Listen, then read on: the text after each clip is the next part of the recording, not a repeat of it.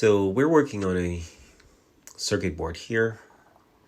This is on a Whirlpool refrigerator Conquest. No power, no compressor, nothing. The fridge is pretty much dead. Lights on, but no compressor, no fan, no nothing. So we got the board out. The board lives on the left side next to the compressor. And this is the main control board. If you look closely, you can see that capacitor. In fact, I had 3 bad ones on this board. I tested them with ESR meter, and I did not show that, but that one is clearly bad.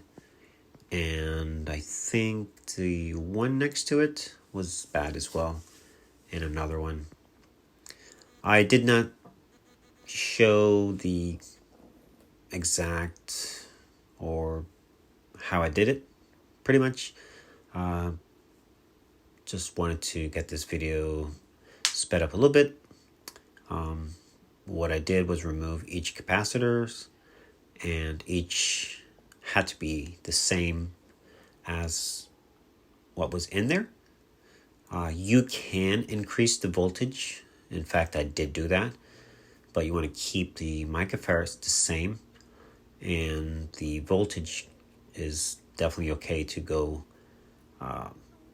heavier. You do not want to go below the specified voltage, but you can go above. So just doing all the soldering and getting this board back together.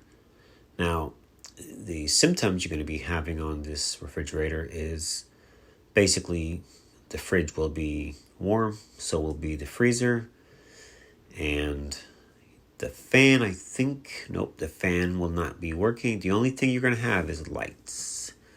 So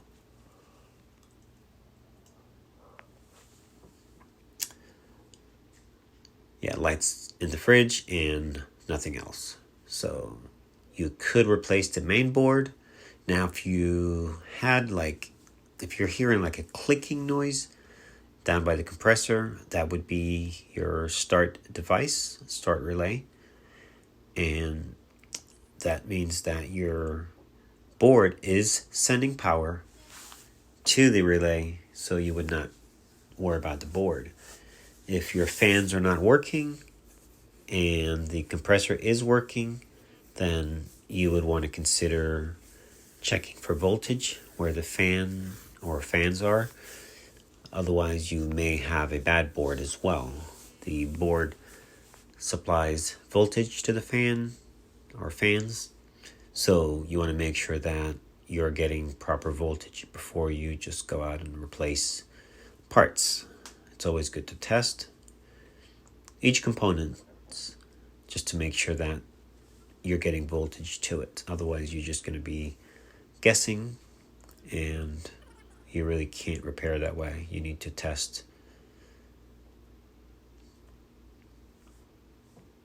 Now, if you're doing any kind of soldering, make sure you do it outside if possible and have a good charcoal filter.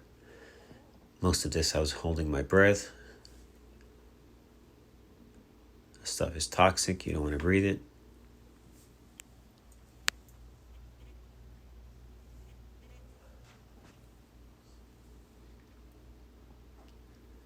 And I think those capacitors were 220 UF and 35 volts. Both of them were the same. The small baby one, I think, was 10 microfarads and 50 volts.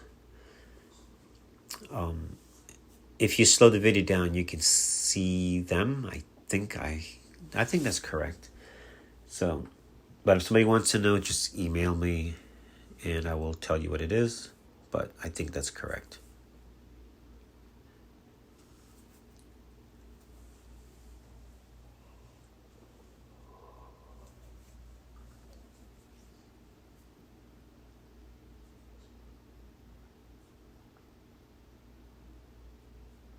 Now this could help you, if you have a unit and you do know how to solder, you can definitely get your fridge up and running. If not, you'll have to call someone who's able to do that. But if not, if you're having the same symptom as what I just mentioned, then you replace the main board and you're good to go.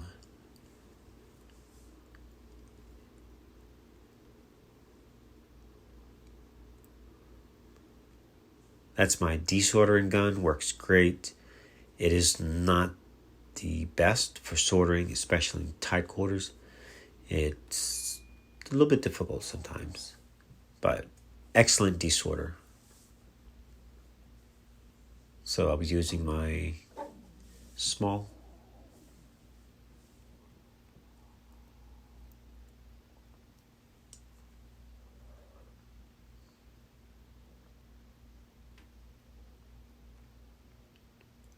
Yeah, a couple joints I couldn't get that well with the Hacko. It's just the point's just a little too big. And that soldering iron I'm using, that's a micro solder. Works great. Gets super hot really quick. And it gets into tiny little places. So it's really nice.